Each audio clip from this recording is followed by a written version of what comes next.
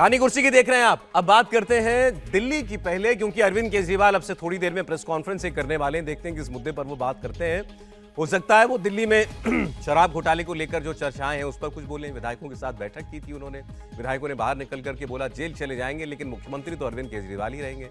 हो सकता है दिल्ली के प्रदूषण पर कोई बात करना चाहे। दोनों ही लेकिन बड़ी बातें हैं अपने आप में। पहले बात जरा दिल्ली में क्या वाकई ही मुख्यमंत्री अरविंद केजरीवाल जेल जाने की संभावनाओं पर अभी से कुछ विचार करने लगे हैं? पब्लिकली तो वो इस बात को कह चुके हैं कि मैं नतीजे आने तक चुनाव के पता नहीं कहां रहूंगा, लेकिन वाकई में उनको लगता है क्या कि ये एक ऐसी चीज है जो हो सकती है उनके साथ, और ऐसी सूरत में दिल्ली की सरकार का क्या होगा? आपको सुनना चाहिए सौरभ भारद्वाज की बात को। दिल्ली के मंत्री हैं, कई सारे विभाग हैं उनके पास। अच्छा, लाइव बोलना शुरू कर चुके अरविंद केजरीवाल, सुन लेते हैं। हम सिस्टम को धीरे धीरे ठीक करने की कोशिश कर रहे हैं। नगर निगम में अब सभी कर्मचारियों को तनख्वाह हर महीने वक्त पे मिलने लगी है। आपको याद होगा पहले किस तरह से कर्मचारियों को तनख्वाह लेने के लिए धरने करने पड़ते थे। 14 साल के बाद पहली बार कर्मचारियों को फिर से तनख्वाह टाइम पे मिलने लगी है। हमने 6000 से ज़्यादा कच्चे सफाई कर्मियों को पक्का किया है। आपके गली मोहल्ले में भी अब साफ सफाई होने लगी है। हमारा मानना है कि जब कर्मचारी खुश होंगे तो वो मन लगा के जनता के लिए काम करेंगे। नगर निगम के सभी कर्मचारी हमारे परिवार का हिस्सा हैं। इस त्यौहार के सीज़न में उनके लिए मैं एक और खुशखबरी लेके आया हूँ। एमसीडी में आम आदमी पार्टी की सरकार ने फैसला किया है कि निगम के सभी ग्रुप डी, ग्रुप सी और ग्रुप बी नॉन गजेटेड कर्मचारियों को 7,000 रुपये दिवाली बोनस के रूप में दिए जाएंगे। साथ ही ऐसे सभी कच्चे कर्मचारियों को जो पिछले 3 साल से लगातार काम कर रहे हैं उन्हें भी 1200 रुपये बोनस दिया जाएगा। सफाई कर्मचारी, चौकीदार, माली, बेलदार, वार्ड बॉय, वार्ड आया, कैटल कैचर, रिक्शा कैचर, अर्दली, एलडीसी, यूडीसी, इन सभी कर्मचारियों के परिवार भी हमारे परिवार का हिस्सा हैं। आपका ये भाई जब तक बैठा है ना, तब तक आपको किसी बात की चिंता करने की जरूरत नहीं है। और अच्छी बात है, केजरीवाल जी नगर निगम के कर्मचारियों को दिवाली से पहले कुछ तोहफा दे रहे हैं, लेकिन अपने लिए उन्होंने आगे क्या सोच रखा है ये उन्होंने अपने विधायकों के साथ इसकी चर्चा की होगी।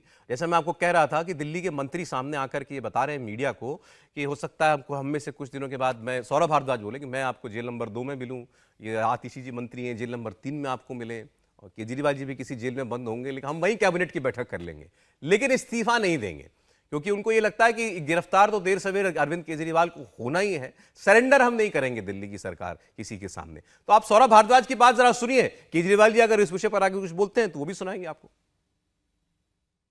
कुछ भी हो जाए, चाहे जमीन से चले, चाहे आसमान से चले, चाहे पाताल से चले, चाहे जेल से चले, चाहे पुलिस कस्टडी से चले, चाहे जुडिशियल कस्टडी से चले, अरविंद केजरीवाल ही दिल्ली की सरकार चलाएंगे।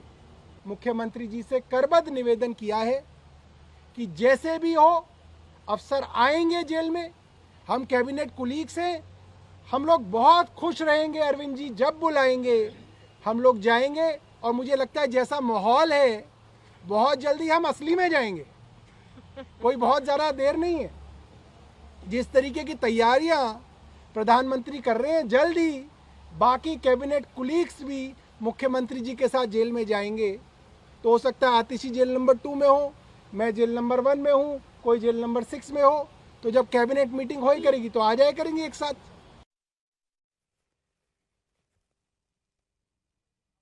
सौरभ भारद्वाज को आपने सुना, वो हालांकि खुद ही मुस्कुराते हुए बोल रहे थे उनकी बातों को, लेकिन आप हंसी मजाक में मत लीजिए। क्या वाकई में इस पर विचार कर रही है दिल्ली की सरकार? दिल्ली के मंत्री इस बारे में बात कर रहे हैं मीडिया के सामने आकर के, तो कहीं तो कोई बात हुई होगी ना। कानूनन जितनी मेरी जानकारी, गलत हो तो आप लोग दुरुस्त कीजिएगा, कोई बाध्यता नहीं है इस बात की कि अगर कोई व्यक्ति गिरफ्तार हो जाए और वो मुख्यमंत्री है तो उसको इस्तीफा देना ही पड़ेगा। चीफ मिनिस्टर रह सकते हैं अरविंद केजरीवाल अगर अरेस्ट हो जाए। हाँ, इस बात पर बात कर सकते हैं कि वो जब चाहे कैबिनेट की बैठक बुला लेंगे, क्या वहां से क्या वो आदेश जारी किया करेंगे, अफसरों को जब चाहे बुला लिया करेंगे, क्या अपने विधायक बगल वाले सेल से आ जाओ भाई यहाँ कैबिनेट की बैठक करते हैं बाहर जरा धूप में, ऐसा कर लिया करेंगे क्या इस पर। लेकिन वो तो कह रहे हैं हम इस्तीफा नहीं देने देंगे केजरीवाल जी को। हर्षवर्धन जी। नहीं, मुझे लगता है कि अगर हम इसको सिर्फ इस तरह से देखें कि एक सरकार है, उस सरकार के लोग कह रहे हैं कि पॉलिटिकल वेंडिटा चल रहा है और हम उससे लड़ रहे हैं, तो शायद ये बात थोड़ी थोड़ी लगेगी कि ठीक है, लेकिन लोकतंत्र का प्रहसन कोई कैसे कर सकता है, अनैतिकता के गर्त में कितने नीचे तक जा सकता है, इसका उदाहरण है अरविंद केजरीवाल और उनकी पार्टी और उनके मंत्री। जब पहली बार लोकपाल की मांग लेकर अरविंद केजरीवाल आए थे और उस वक्त की बार बार हम लोग चर्चा करते हैं कि रेनॉल्ट की 10 रुपए वाली पेन, नीली वाली शर्ट, नीली वाली वैगन आर, और कहना कि नहीं नहीं हमें चाहिए क्या, 3 कमरा इधर मिल जाए, 3 कमरा उधर मिल जाए, इधर रह लेंगे, इधर ऑफिस कर लेंगे। तो फिर जवाब आता था कि दूसरे सब रहेंगे महल में, बड़ी बड़ी जगहों पर, और हमारे अरविंद जी क्यों रहेंगे। तो चलो हुआ, चलो ठीक है भाई, तो शीश महल तक पहुंच गए। लेकिन अब जहां जा रहे हैं, ये दुस्साहस तो देश की राजनीति में दोषी हो चुके लालू प्रसाद यादव भी नहीं कर पाए। अलग अलग समय पर गए हैं लोग, ऐसा नहीं है, मुख्यमंत्री रहते लालू प्रसाद यादव जेल गए, अपनी पत्नी राबड़ी जी को बना दिया, उनको भी किसी पर भरोसा नहीं था, किसी यादव पर, किसी मुसलमान पर, किसी पर नहीं भरोसा था, राबड़ी जी पर ही भरोसा था। जयललिता भी जेल गई थी मुख्यमंत्री रहते हुए। इस तरह से कई ऐसे घटनाक्रम हुए हैं। लेकिन अब जो अरविंद केजरीवाल और उनकी पार्टी कर रही है, इसका मतलब यह कि इस पार्टी में शून्यता है, इतनी भयानक शून्यता है कि एक कोई नेता नहीं है जो कुर्सी पर बैठे और दिल्ली को चला सके।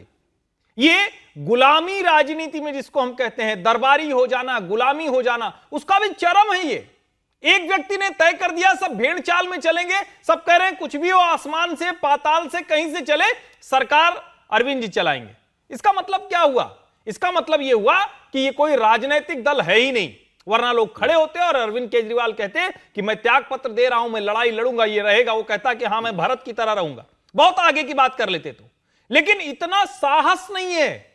इसका मतलब यह कि दिल्ली के लोग एक ऐसी राजनीतिक दल के द्वारा शासित हैं जिस दल को अपने भीतर नहीं पता है कि शासन का मतलब क्या होता है, लोकतंत्र में राज करने का मतलब होता है। कोई राजशाही नहीं है कि हम चाहे जो चले जाएंगे, हमारा महल बना रहेगा, हमारा रजवाड़ा बना रहेगा, हम लगान वसूलते रहेंगे, ऐसे नहीं हो सकता है। हर्षवर्धन जी, आप जो कह रहे हैं, आप बाहर बैठकर नैतिकता ऐसा डिमांड करती है, ऐसा करना चाहिए, आप ऐसी बात कह रहे हैं। वो क्या कह रहे हैं? वो कह रहे हैं भाई हमको तुम खामखा टांगे दे रहे हो। वो उनका परसेप्शन तो यही है ना कि तुम मुझे फालतू में जेल में डालना चाहते हो और चाहते हो कि मैं मुख्यमंत्री ना रहूं। ठीक है, जेल में डाल दो, कानून तो नहीं कहता कि मुझे इस्तीफा देना चाहिए। लेकिन बस एक लाइन बोल दूं, सत्येंद्र जैन के लिए भी यही कहते थे, मनीष सिसोदिया के लिए भी यही कहते थे। तो महीनों तक इनको लेकिन इस्तीफा नहीं अंत दिया में फिर आया ना, अंत में आया कि आपको इस्तीफा देना पड़ा। और ये भी अभी जाएंगे तो ये सर्वोच्च न्यायालय में चैलेंज होगा। ठीक है, इस पर कोई रिटर्न रूल नहीं है, लेकिन आगे तो चैलेंज होगा ना। नहीं, अब याद आ रहा है मुझे तमिलनाडु का मामला, मुख्यमंत्री का मामला नहीं था, मंत्री को गिरफ्तार किया था शायद ईडी ने या सीबीआई ने, सेंथिल बालाजी को, और उनका इस्तीफा नहीं लिया था स्टालिन साहब ने। तो वहां जो गवर्नर हैं उन्होंने उनको बर्खास्त कर दिया था पद से। मामला बड़ा उठा कि भाई आप कैसे बर्खास्त कर सकते हैं, ये तो चीफ मिनिस्टर का प्रेरोगेटिव है।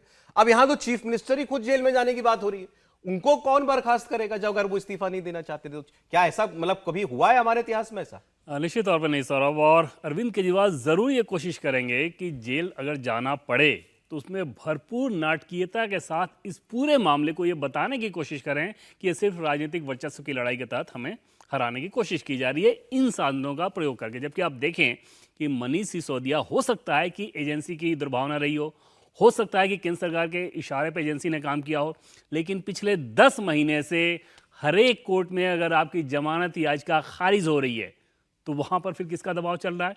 और उसमें कोर्ट की ये टिप्पणी कि 308 करोड़ का मनी ट्रेल तो सीधे सीधे उनको समझ में आ रहा है कोर्ट को, जो कि एक मामला है, इसमें ऐसे कई सारे मामले हैं। तो ये सारी चीजें उस परसेप्शन को ध्वस्त करने के लिए, ताकि जनता के बीच ये चर्चा ना हो, सिर्फ नाटकीयता का चर्चा हो, आम आदमी पार्टी के नेता से। मैं आपसे सीधे तो नहीं पूछूंगा कि अरविंद केजरीवाल को जेल में डालने की तैयारी हो रही है क्या, लेकिन इसकी चर्चाएं सुन रहे हैं क्या आप?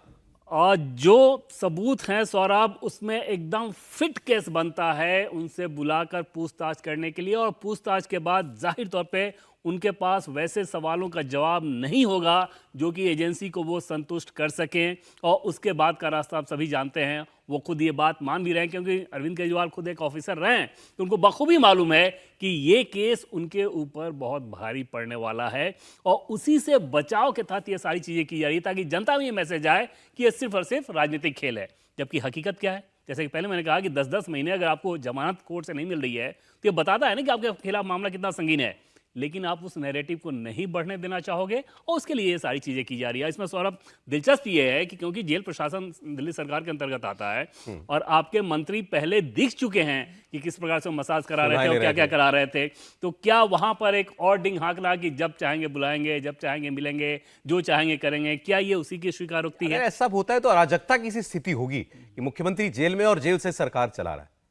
ये बड़ा एक संकट की स्थिति होगी और मुझे लग रहा है कि जिस हिसाब से कल सौरभ भारद्वाज ने बयान दिया है तो तिहाड़ प्रशासन इस बात की व्यवस्था कर रहा होगा कि अरविंद केजरीवाल आएंगे तो कैबिनेट की बैठक कहाँ कराने, इसकी व्यवस्था सुनिश्चित करो, उन्होंने तैयारी भी शुरू कर देगी। देखिए, आम आदमी पार्टी, अरविंद केजरीवाल और आम आदमी पार्टी ये बहुत बेहतर तरीके से जानते हैं कि अरविंद केजरीवाल को देर सवेरे जेल जाना होगा, वह इस मामले में ईडी से बच नहीं सकते। और अब अरविंद केजरीवाल इसका पूरा राजनीतिक लाभ लेना चाहते हैं और बताना चाहते हैं कि उनके खिलाफ ईडी ने जानबूझकर कर भारतीय जनता पार्टी के कहने पर कार्रवाई की है और अब जो जेल जाएंगे तो उसका जितना राजनीतिक लाभ हो सकता है वो लेंगे, उसमें जितनी नाटकीयता हो सकती है उतनी नाटकीयता वो करेंगे। जेल जाएंगे, मुख्यमंत्री बने रहेंगे और रोज किसी ना किसी विवाद को वहां जन्म देंगे और पूरा ऐसा माहौल क्रिएट करेंगे कि जनता के बीच मैसेज जाए कि उन्हें जबरदस्ती भेजा गया है। लेकिन मुझे लग रहा है अगर अरविंद केजरीवाल इस्तीफा नहीं देते तो उनकी नैतिक पतन की पराकाष्ठा होगी। बची खुची उनकी जो राजनीतिक जमा पूंजी दिल्ली में बची हुई है वो पूरी तरीके से खत्म हो जाएगी। लेकिन दिल्ली की जनता को क्या, देश की जनता को एक और तमाशा और देखना पड़ेगा अगर ऐसा सब कुछ होता है भविष्य में। तो आइए बात करते हैं अब राजस्थान के चुनाव की।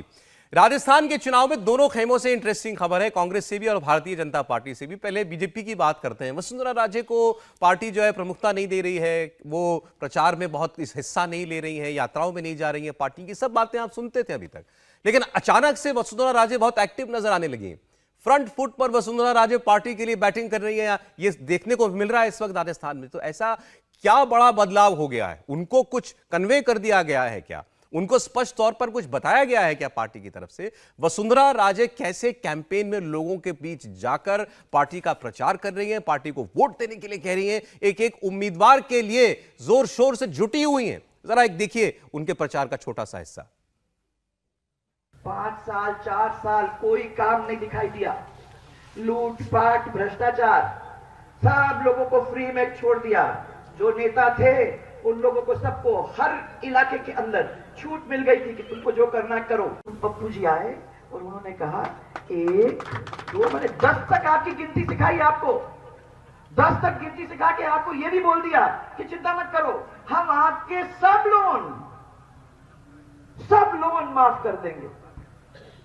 अरे चुनाव के रिजल्ट आए तो मैं सब लोगों के पास वापस गई 6 महीने के बाद, क्योंकि उसके पहले तो दिल दुखता ही था, इतना सारा काम। देखिए, नेता चुनाव में खास तौर पर क्या बात कह रहा है उससे ज्यादा मायने रखता है किस तेवर के साथ कह रहा है। तो आपको वसुंधरा राजे के प्रचार में वो तेवर अब दिखाई देने लगा है एक बार फिर से, जिसके लिए वो जानी जाती रही हैं। राहुल गांधी के लिए भी उन्होंने, आपने देख लिया, शब्द पुकारी दिया पप्पू एक बार फिर मंच से। तो ये सब चुनाव वाला फ्लेवर उनके भाषण में आने लगा। मुझे तो खैर उनकी सभा ही याद नहीं है इससे पहले कब हुई, मैंने तो नहीं देखी थी, कम से कम हो भी रही होंगी तो अब उनकी सभा भी नजर आने लगी है। तो वसुंधरा राजे को क्लियरली कुछ कहा गया है क्या? वो इतना खुले मन से दिखाई दे रही है पार्टी के साथ खड़ी हुई? नहीं, मुझे लगता है कि ये राजस्थान की राजनीति में बहुत ज़बरदस्त बदलाव का संकेत है। वैसे भी कहा जाता है ना, हम सब के जीवन में आया होगा कि बहुत ज़बरदस्त धूप हुई हो तो आपको मृग मरीचिका से दिखती है, और जब रेतीली जगह हो तो वहाँ मृग मरीचिका बढ़ जाती है। शायद यही वह है कि राजस्थान की राजनीति कैसी है, वो मृग मरीचिका की वजह से किसी को समझ में नहीं आ रही है। अभी जो टिकट बटा, शुरू में जब राजस्थान की सूची आई, राजस्थान की सूची से पहले अमित शाह वहाँ गए, प्रहलाद जोशी गए, 3 बैठकों में ऐसा हुआ जिसमें लग रहा था केंद्रीय नेतृत्व ने तय कर रखा है कि इस बार वसुंधरा को लीडिंग पोजीशन नहीं देनी है। और उसके पीछे वजह बड़ी साफ थी। वसुंधरा राजे और अशोक गहलोत की एक तरह से कहें कि अंदर खाने कई तरह की चर्चाएं होती हैं कि वो एक दूसरे को चाहते हैं कि सरकार में रहें, कांग्रेस से वो आ जाएं, बीजेपी से वो आ जाएं। दूसरा, बीजेपी का जो वहां का संगठन था वो नहीं चाहता था, शीर्ष नेतृत्व के साथ वसुंधरा की नहीं बहुत पड़ती थी। लेकिन करीब करीब 70 से 75 सीटों पर जो टिकट भारतीय जनता पार्टी ने दिए आखिर में, वो सब वसुंधरा कैंप के माने जाते हैं, वसुंधरा खेमे के माने जाते हैं। पहली बात। दूसरी बात, भारतीय जनता पार्टी ने जो रणनीति की थी, जो अपने बड़े नेताओं को चुनाव लड़ाना, अलग अलग पॉकेट्स को जो बांटा था, 5 हिस्सों में राजस्थान को बांटकर, उसके हिसाब से जो तैयारी की थी, उसमें लगा कि अगर वसुंधरा का विद्रोही तेवर रहा तो हमारी पूरी रणनीति ध्वस्त हो जाएगी। इस वजह से वसुंधरा को साथ लेना पड़ा। तीसरी जो बात है, राजस्थान के भाजपा के हर बड़े नेता ने चुनाव आते आते वसुंधरा राजे सिंधिया के सामने आत्मसमर्पण कर दिया है। सबको यह पता है कि जब तक राजनीति में वसुंधरा जी हैं, इनके पीछे चलना होगा। मेरा यह मानना है कि केंद्रीय नेतृत्व को राजस्थान जीतना है, ये बात उन्होंने तय की और उसमें वसुंधरा की भूमिका महत्वपूर्ण पता थी। इसीलिए वसुंधरा को कहीं न कहीं यह इशारा किया गया है, संकेत किया गया है, वो लीडिंग पोजीशन पर भी दिख रहे हैं। अब चुनाव बाद क्या पार्टी तय करेगी ये अलग बात है, लेकिन आज की तारीख में फिर से वसुंधरा ही राजस्थान में भारतीय जनता पार्टी का प्रमुख चेहरा है। देखिए, सारे राज्यों में एक राजस्थानी ऐसा राज्य था जहां भारतीय जनता पार्टी ये चुनाव जो है प्लस पोजीशन से शुरू कर रही थी, लीड से शुरू कर रही थी, ऐसा सब लोग मानते थे।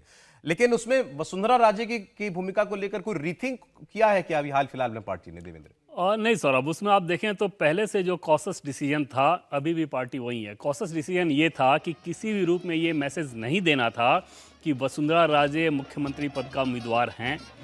दूसरी चीज़ कि किसी भी रूप में ये भी मैसेज नहीं देना था कि वसुंधरा राजे को हमने एकदम से खारिज कर दिया। और उसके पीछे वजह यह है कि राजस्थान बीजेपी का कोई भी नेता, इंडिविजुअल को तो छोड़ दीजिए, जितने नेता बीजेपी के हैं राजस्थान में, उन सबको सामूहिक तौर पे जोड़ दीजिए उनकी लोकप्रियता को, तो भी वो वसुंधरा राजे सिंधिया का मुकाबला नहीं कर सकते।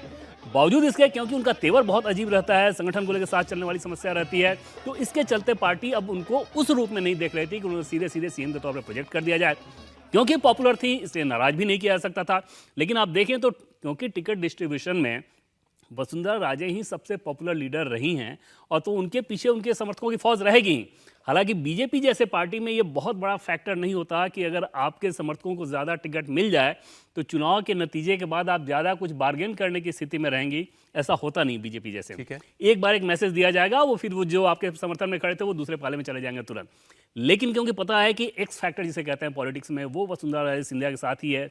उनके अधिकांश लोगों को टिकट मिला भी, हालांकि यूनुस खान जैसे जबरदस्त उनके समर्थक थे, उनको टिकट नहीं मिला। उस पर उन्होंने नाराजगी भी दिखाई, इतनी नाराजगी कि बैठक से बाहर निकल के चली गई। एक रोचक बात मैं बता दूं सर, मुझे ब्रेक लेना बस पड़ेगा। एक लाइन में, यूनुस खान को टिकट इसलिए नहीं दिया गया कि 10% वाले राजस्थान में करौली, जोधपुर, जयपुर है, और यूनुस खान की जगह 4 टिकट कम से कम वसुंधरा ने अपने पाले के लोगों को दिला लिए। तो वसुंधरा जी भी अब दमखम से लगी हुई हैं, पार्टी के लिए राह दिक्कत भरी नहीं है राजस्थान में कहीं से भी। सर, एक बहुत छोटे में आपको बताना पड़ेगा मुझे। देखिए, राजस्थान की आप 200 सीटों का डिस्ट्रीब्यूशन देखोगे तो 3 फैक्टर ने काम किया है। एक संघ का फैक्टर रहा, एक सर्वे का रहा और वसुंधरा राजे का फैक्टर रहा है। अब देखिए, कल ही बालकनाथ जो तिजारा से चुनाव लड़ रहे सांसद, कल उन्होंने स्टेज पे बोला कि हमारी पूर्व मुख्यमंत्री और भविष्य की मुख्यमंत्री वसुंधरा राजे का मैं स्वागत करता हूं।